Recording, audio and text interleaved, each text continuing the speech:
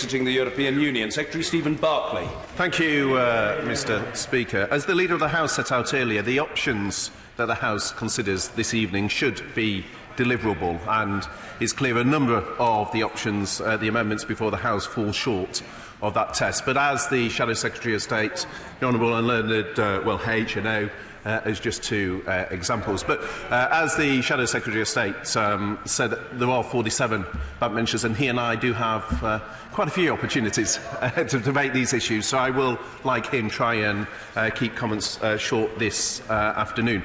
But before doing so, can I just say, reaffirm that it remains the Government's priority to secure approval of the withdrawal agreement this week, to allow us to leave the EU in an orderly fashion, noting, of course, Mr Speaker, your earlier comments.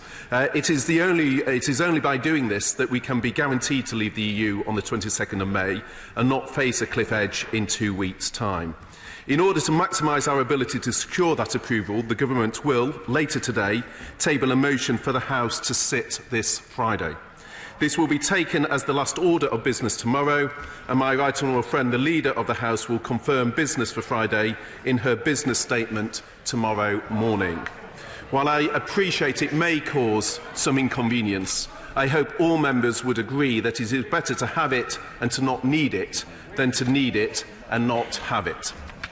Turning, Mr Speaker, to the specific amendments before the House, and starting with my honourable friend, the member for Basildon and Billericay, and Amendment B in his name, which seeks to leave on the basis of no deal. He'll be aware that the House has already voted on this issue on Wednesday the 13th of March in terms of its view on leaving on a no deal basis, and it remains the Government's priorities, as indeed was set out by the official Leave campaign, to have a deal and a trading relationship with the Government. I'll just take one intervention. I'm mindful of the Speaker.